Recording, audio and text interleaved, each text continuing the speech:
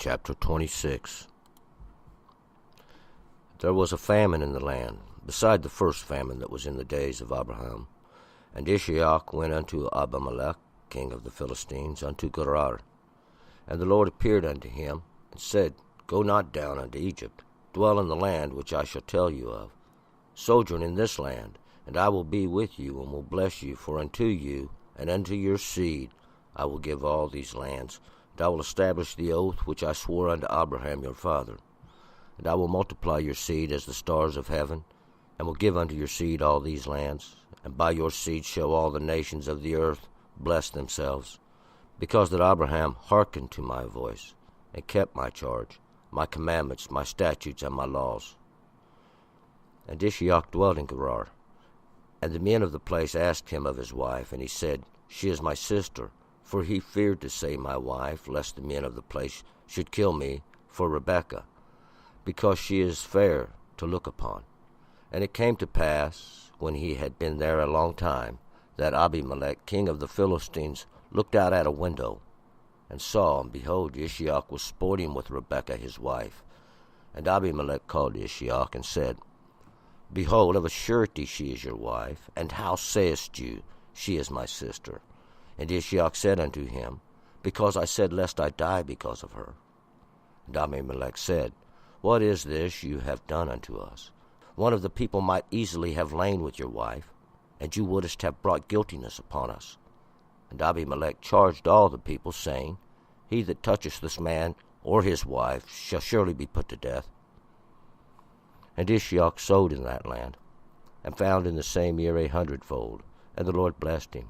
And the man waxed great, and grew more and more, until he became very great. And he had possessions of flocks, and possessions of herds, and great household, and the Philistines envied him. Now all the wells which his father's servants had digged in the days of Abraham his father, the Philistines had stopped them, and filled them with earth. And Abimelech said unto Ishmael, Go from us, for you art much mightier than we. And Ishmael departed there, and encamped in the valley of Gerar, and dwelt there. And Ishmael digged again the wells of water, which they had digged in the days of Abraham his father, for the Philistines had stopped them after the death of Abraham. And he called their names after the names by which his father had called them. And Ishmael's servants digged in the valley, and found there a well of living water. And the herdmen of Gerar strove with Ishmael's herdmen, saying, The water is ours. And he called the name of the well Esek, because they contended with him. And they digged another well, and they strove for that also. He called the name of it Shitnah. And he removed from there, and digged another well, and for that they strove not. And he called the name of it Rehoboth. And he said, For now the Lord hath made room for us, and we shall be fruitful in the land. And he went up from there to Beersheba. And the Lord appeared unto him the same night, and said, I am the God of Abraham your father. Fear not, for I am with you, and will bless you, and multiply your seed for your servant Abraham's sake. And he builded an altar there, and called upon the name of the Lord, and pitched his tent there. And there Ishmael's servants digged a well. And Abimelech went to him from Gerar, and Ahuzzath his friend, and Phicol the captain of his host. And Ishmael said unto them, Wherefore are you come unto me, seeing you hate me, and have sent me away from you? And they said, We saw plainly that the Lord was with you. And we said, Let there now be an oath between us, even between us and you, and let us make a covenant with you, that you will do us no hurt, as we have not touched you, as we have done unto you nothing but good, and have sent you away in peace. You art now the blessed of the Lord. And he made them a feast, and they did eat and drank. And they rose up betimes in the morning, and swore one to another. Ishmael sent them away, and they departed from him in peace. And it came to pass the same day that Ishmael's servants came, and told him concerning the well which they had digged, and said unto him, We have found water. And he called it Sheba. Therefore the name of the city is Beersheba unto this day. And when Esau was 40 years old, he took to wife Judith, the daughter of Beri the Hittite, and Bashemath, the daughter of Elon the Hittite. And they were a bitterness of spirit unto Ishaak and to Rebekah. All right, let's go back up. Verse 1.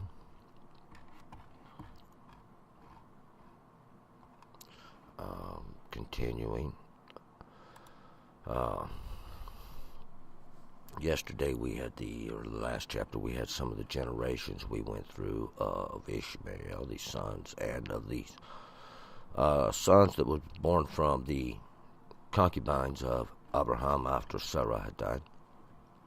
But we had also the birth of Rebekah would give birth to Esau and Jacob, or Yaakov, and Esau. And Esau would give up his birthright. But now we are going to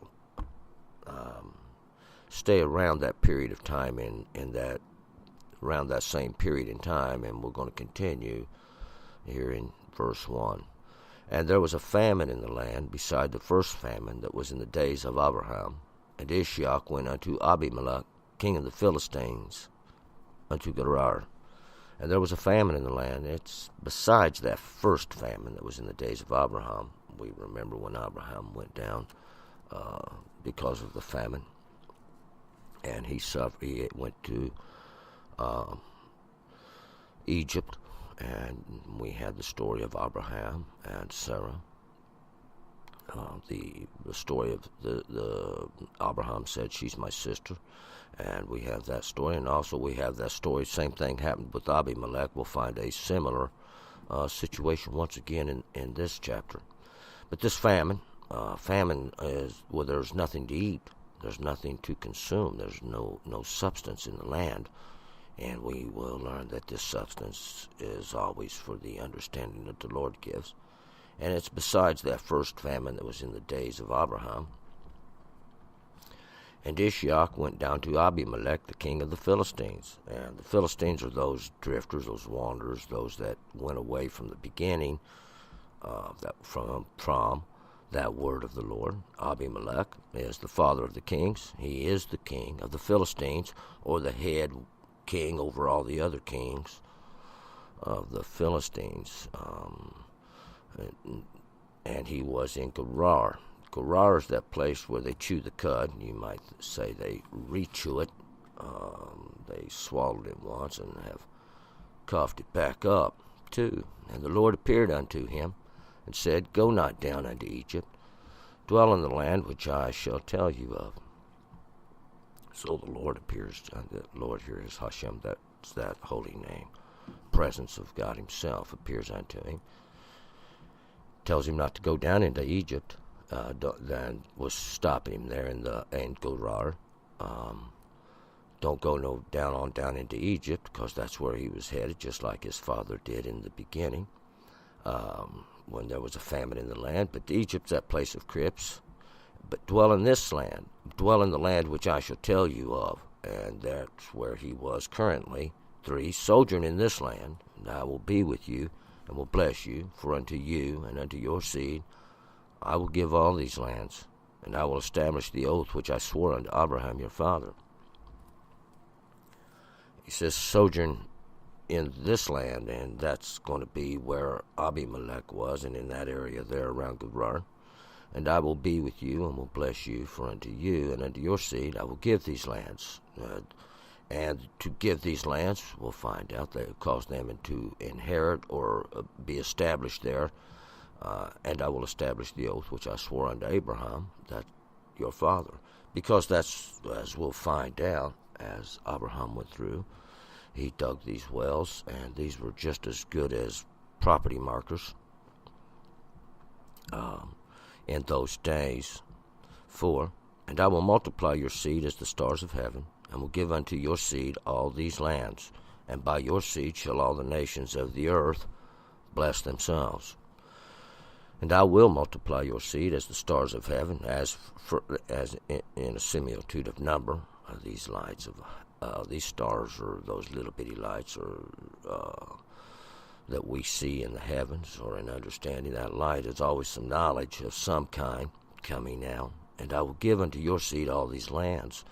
Your seed are those that will come from you.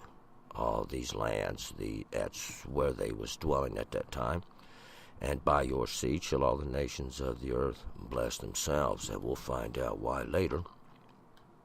Abraham was already keeping the law, keeping the commandments, keeping the ordinances, the statutes of the Lord. It hadn't been written down. It wasn't needed at that time. Most people could recognize the common sense within themselves. That little bit of common sense is what the Lord gave you from the beginning.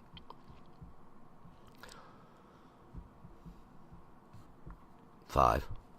Because that Abraham hearkened to my voice and kept my charge, my commandments, my statutes, and my laws. And this is the reason that the other nations will be able to bless themselves. They should be able to witness a little bit of understanding, and we'll find out this is the moral law which almost every society on the face of the earth is based their understanding on, because we'll all see it's a common thread. We all share a little bit of understanding and knowledge, these being the commandments, the statutes, the laws, which is all of them together make up the charge of the Lord himself. 6. And Ishiak dwelt in Gerar. And Ishiak, this one who dwelled, he lived there in that place of Gerar, that place where they chew the cud, chew it over, think it over. And the men of that place asked him of his wife, and he said, She is my sister. For he feared to say my wife, lest the men of that place should kill me for Rebekah, because she is fair to look upon. And the men of that place asked him of his wife, asked him of. And we'll remember, your wife is a reflection of your understanding. He said, She is my sister. She is one from my father. And he feared to say my wife. He feared to say that was his own reflection, lest the men of this place would kill me for Rebekah. Rebekah's that one who is fettered by beauty, because she was fair to look upon, and she was beautiful. But she didn't show it off. And it came to pass, when he had been there a long time, that Abimelech, king of the Philistines, looked out at window, and saw, and behold, Ishiak was sporting with Rebekah, his wife. And it came to pass in times they'd been there, when he had been there a long time, that Abimelech, the king of the Philistines, looked. Abimelech, he's the king, he's the father of the kings. He's the king of the Philistines. Those drifters I've mentioned many times. Looked out the window. A window's always a place to look out of, or to look in. More or less to let some light shine in the darkness. And saw, and behold, Ishiak was sporting with Rebekah, his wife. Now Ishiak, that's one who laughs, was playing, sporting, we might find out, as a man does with his wife, Rebekah, this one who was fettered by beauty. 9. And Abimelech called Ishiak and said, Behold, of a surety she is your wife. And how sayest you, She is my sister? And Ishiak said unto him, Because I said, lest I die because of her. So Abimelech called Ishiak in, and said, Behold, of a surety she's your wife. And how said you, She's my sister? Because he had told everybody, he'd been there a long time. Everybody thought it was his sister. But Abimelech says, Now, of a surety that's your wife. That's a reflection of your understanding. And how did you say that she was your sister of your father? Ishiak said unto him, Because I said, lest I die because of her. And that afraid that they might just kill him and take her away, instead of one who could be won over slowly. 10. And Abimelech said, What is this that you've done unto us? One of the people might easily have lain with your wife, and you would have brought guiltiness upon us. And Abimelech says, What have you done? one of these people might have lain with your wife. Someone might had took advantage of, because it was already a law. You should not commit adultery. I'll go ahead and point that out. I've unfortunately failed to point some of these laws out that everybody already had inherently understood at that time. Later on, we're going to write them down. We'll get to that point. We've actually passed that point by modern understandings, but it's just not taken hold. 11. Abimelech charged all the people, saying, "He that touches this man or his wife shall surely be put to death." So Abimelech, because he knew Yishiach, he knew who Yishiach was, he knew Abraham, he charged all the people, saying, "He that touches this man or his wife shall surely be put to death." And because it's against the law, we'll find out. Even at that time, it was a sentence, and we have that. This was a rule even among men, the law of God, and then handed down even by the rule of men. 12. And Yishiach sowed it. God enforces it, but man doesn't. And Yishiach sowed in that land, and found in the same year 100-fold, and the Lord blessed him.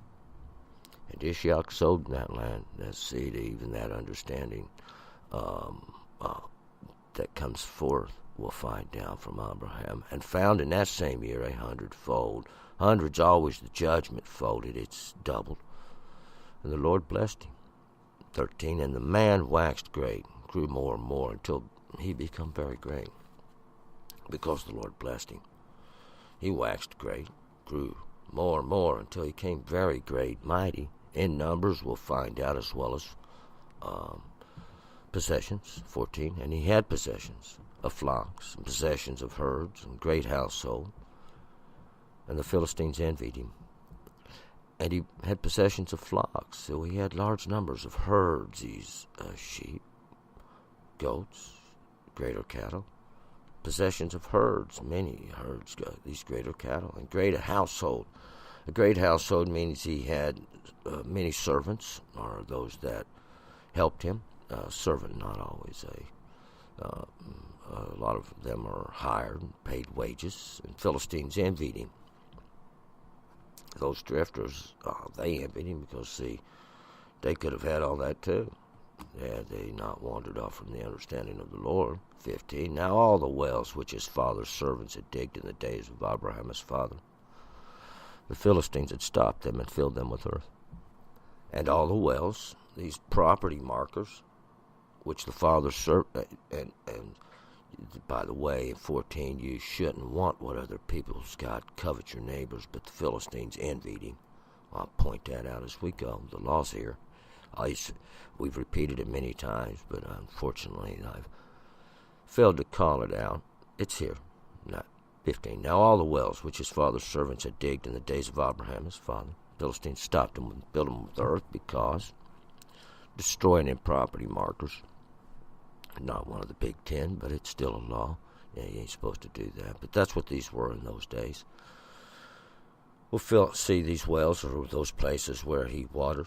He drawed that out to cause that understanding. The water represents that, even that gives life to those herds and those flocks at that time, as they was in these desert places.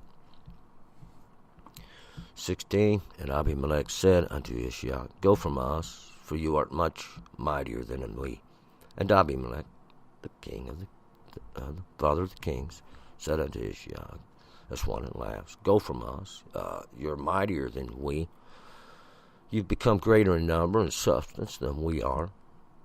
That was the Philistines at that time. And Yishiach departed from there and encamped in the valley of Gerar and dwelt there. So Yishiach leaves there. He departs from that place and goes down and camps in the valley, or that lower portion of Gerar. Gerar is the place, like I said, chew it over, to think it over. 18, and Yishiach digged again the wells of water, which they had digged in the days of Abraham his father, for the Philistines had stopped them after the death of Abraham, and he called their names after the names by which his father had called them. So Ishaq began to dig again the wells of water. That was to reestablish those markers that was reestablished from before, these wells of water, those places where they get the water from, which they had digged in the days, or even from the understandings of Abraham, his father. That's the father of many nations. For the Philistines had stopped them after the death of Abraham.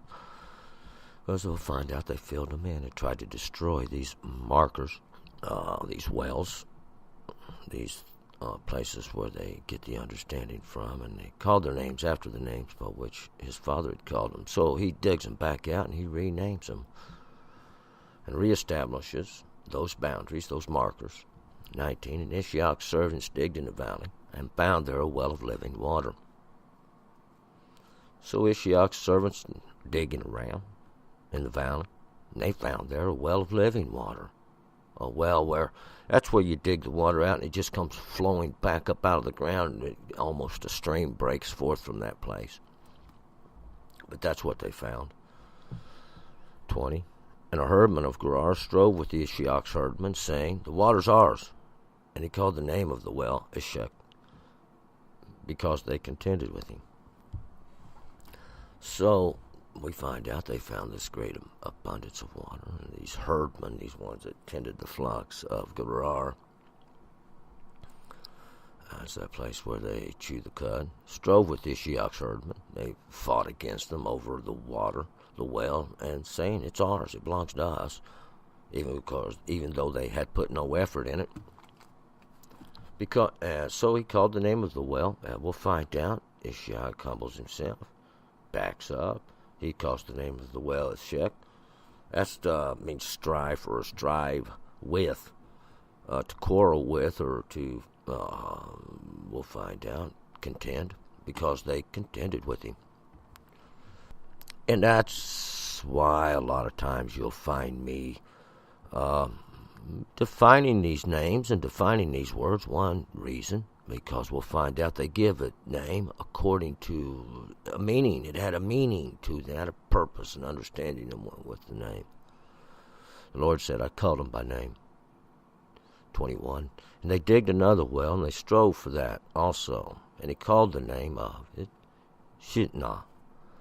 And they digged another well, strove for that also. They had to fight these guys again. These wells they were digging, these things that Abraham had done established, these waters, these understandings coming forth. He called the name of it Shitnah. It was an opposition. That's what it means. They opposed him there. They made their self-accusations also there. And that's how that well got its name. 22, and he removed from there, digged another well. And for that they strove not, and he called the name of it Rehoboth. And he said, for now the Lord hath made room for us, and we shall be fruitful in the land. So he leaves there, backs up again from there, and digged another well, placed another place to get his water from. For we'll find out that everybody wants to take the best away for themselves. But you shouldn't take what don't belong to you, and you shouldn't want what other people got. And he called the name of it Rehoboth, and he said, Rehoboth means the wide place. It's a wide place. It's a greater well than that even. They strove for him because the Lord would make them fruitful. There he would cause them to flourish. 23. And he went up from there to Beersheba. So he leaves there, and he goes from there up to Beersheba. We remember that's that well of the seven, well of the oath. Abraham and Abimelech met there before. 24, and the Lord appeared unto him the same night, and said, I am the God of Abraham your father. Fear not, for I am with you, and will bless you, and multiply your seed, for my servant Abraham's sake. And the Lord appeared unto him the same night, and said, I am the God of Abraham your father. And the Lord is the presence of the Mighty One himself. And he was the strength, he was the might, he was that fear which Abraham had. Fear not, he said, I am with you, and bless you, multiply your seed, because of Abraham, this one who he said would be the father of many nations. And that's that one who had the seed that would go forth. 25, and he builded an altar there, called upon the name of the Lord, and pitched his tent there. And there Ishiak's servants digged a well. So he built an altar there. An altar is a place where they slayed, where they would slay these animals, and they would offer them up to the Lord. We'll find out from the beginning. The Lord gave them the skin of animals to cover their flesh. That which showed the sin from the beginning. He called upon the name of the Lord and pitched his tent there. And that's where he stayed. And his servants digged a well there. We'll find down 26. Then Abimelech went to him from Gerar, and Ahuzzath his friend, and Phicol the captain of his host. So here comes Abimelech. That's the father of the kings. He's head of them all. Went to him from Gerar. That's the place where they was chewing over the cud. They'd been thinking about this the whole time, as we'll find out. And Ahuzzath his friend. Ahuzzath is the possessor. That's his buddy. The one that has. And Phicol the captain of the host. The one that controls all the armies. The host is the armies. He's the captain of it. Phicol is that one that, with the whole mouth. And whole here means it's full or perfect. 27. And Ishiak said unto them, Wherefore art you come unto me, seeing you hate me, and have sent me away from you? So now Ishiak, the one that laughs, he's going to have the last laugh. Wherefore are you come unto me, seeing you hate me, seeing you don't like me anyway? Why are you here? You sent me away. 28. And they said, We saw plainly that the Lord was with you, and we said, Let there now be an oath between us, even between us and you. Let us make a covenant with you. And they said, We saw plainly the Lord was with you. We could see the Lord was blessing you and prospering you along all these wells you was drinking, and they knew what was going on. They knew the herdsman was taking these wells away. They wasn't going to do nothing about it. But they want to make a little bit of deal with him, and we'll find out. A hard lesson learned. Hard lesson learned. The Lord don't want you making oaths and agreements with these, but we'll find out. Hard lesson learned. Let me make a covenant with you. Why? They'd been chewing it over. They've been thinking about it. They watching what's going on. They seen the Lord was blessing Ishiak. Just like it says, Abimelech looked out the window. There's windows we can see from, my friends. 29, that you will do us no hurt, as we have not touched you, and as we have done unto you nothing but good, and have sent you away in peace. You are now the blessed of the Lord. That you will do us no hurt. This is the covenant agreement. When we make an agreement, the two should have full understanding. One, both intents are. We enter an agreement that's not valid if the intents are not understood from the beginning. But this, as we have not touched you, as we have done unto you nothing but good, have sent you away in peace. Of course, they did. They did send them away from there in peace, but they wasn't doing nothing about the herdsmen. Abimelech was fully aware of the boundary markers that Abraham had established from time past.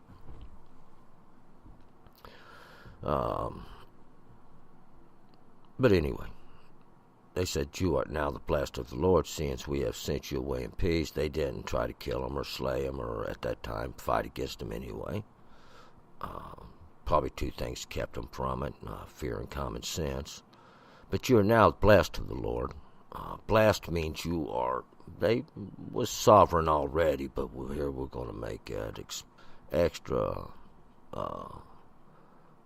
important. You are blessed of the Lord. That's that name, that presence of God himself. He's within us, and you have the ability to rule yourself. 30, and he made them a feast, and they did eat and drink. So he makes them a feast, and they have their little they eat and they drink. 31, they rose up betimes in the morning, that's early in the morning, and swore one to another. Ishak sent them away, and they departed from him in peace. So they swore one to another. Once again, we had that agreement, and it was established before by these ewe lambs, but we're going to make an agreement again here. Ishak has established that covenant of peace with them.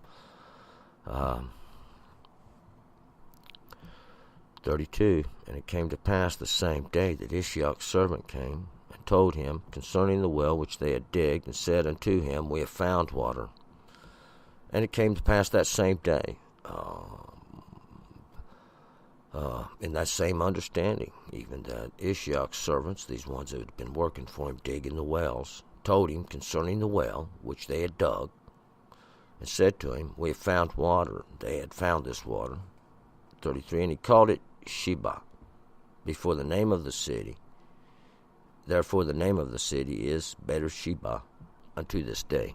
So he called that well Sheba. I believe that's what Abraham called it when he dug it out in the first, when that well of the oaths, well of the seven, even unto this day, the city, they would build a city there. That's a place which got a guard. Because we'll find out you got to protect what's yours. 34. And when Esau was 40 years old, he took to wife Judith, the daughter of Beeri the Hittite, and Bashemath, the daughter of Elon the Hittite. So we're going to change subject here and go over to Esau. And Esau,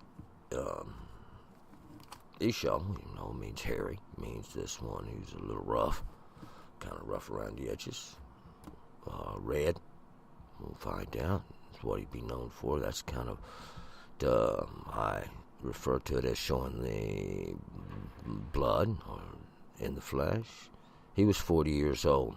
40 is going to be the work of God in the law, and these greater understandings we'll find out even in Esau's whole life. And he took to wife Judith, the daughter of Beeri the Hittite. So he takes to wife. That's going to be a reflection of his understanding. Judith is to be Jewish, to be Hebrew, or the language even, but it means to praise. This praise of the understanding of Beeri. Beeri are those of the well, that dug place. A daughter's an understanding that goes forth. But this well of that dug place of those Hittites, like Hitti, that's those of Terah, and Bashemath, the daughter of Elon. And Bashemath was that understanding that went forth from Elon. Elon is the strong, and Bashemath is the fragrance to give off, and that's the Hittite. That's those of Terah. Basically, that's that fragrance given off, is kind of strong at the well of Terah. I guess you could look at it like that. The understanding of this. Well, I guess we could look at it to understand the real understanding of it all is kind of like a terror. But anyway, 35, and they were a bitterness of spirit unto Ishak and to Rebekah, and they were bitterness. Bitterness is just that. It's bitter of the spirit. It didn't make nobody very happy, even Ishak and Rebekah. That's why, we'll find out they went and married the Hittites. This was already a law that Abraham was establishing through the servant which went and retrieved Rebekah for Ishak. Ishak and Rebekah wasn't happy with what Esau done. we're going to move forward to Genesis chapter 27. Turn and return.